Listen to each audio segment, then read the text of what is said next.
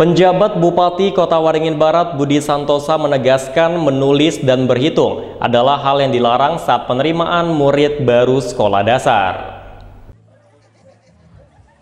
Penjabat Bupati Kabupaten Kota Waringin Barat Budi Santosa menegaskan tulis dan berhitung adalah hal yang dilarang saat penerimaan murid baru SD.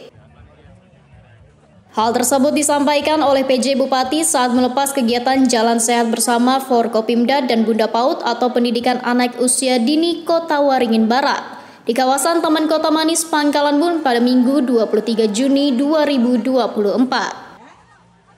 Budi Santosa menyampaikan dengan tegas serta mengharamkan dilakukannya tes calistung saat penerimaan siswa baru jenjang SD.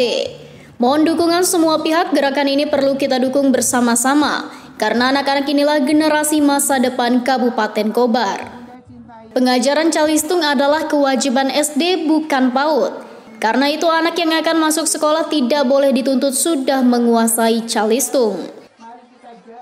Dalam hal ini Bunda PAUD Kabupaten Kobar Harli Saparia mengatakan bahwa masih banyak ditemui praktik yang tidak sesuai ketentuan, yakni mensyaratkan masuk sekolah SD yaitu harus mengikuti tes calistung. Hal ini harus dikampanyekan bersama, tujuannya agar anak-anak dalam masa transisi PAUD ke SD tetap dalam kondisi menyenangkan. Selain itu masih ada anak yang masuk SD namun mengikuti jenjang PAUD terlebih dahulu, sehingga tidak mendapat pendampingan pada fase tersebut.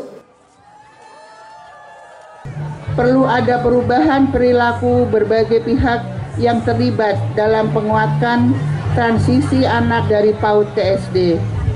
Bapak PJ Bupati serta hadirin yang saya hormati, sebagai langkah tindak lanjut Kemendikbudristek meluncurkan sebuah gerakan bersama yang juga didukung Kemendagri dan Kemenak untuk memastikan setiap anak mendapatkan haknya dalam memperoleh pembelajaran yang tepat, yakni gerakan transisi PAUD ke SD yang menyenangkan.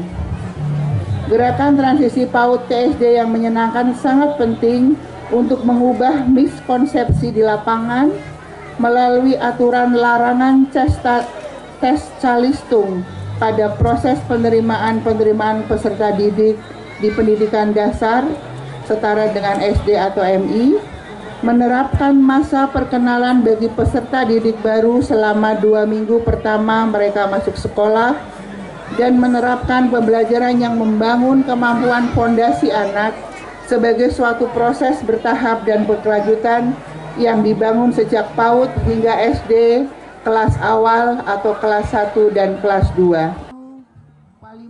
Selain itu, untuk mengubah perilaku berbagai pihak yang terlibat dalam menguatkan transisi anak dari PAUD ke SD, sebagai langkah yang dilakukan, kami meluncurkan sebuah gerakan yang memastikan setiap anak mendapatkan haknya dalam memperoleh pembelajaran yang tepat, yakni gerakan transisi PAUD ke SD yang menyenangkan.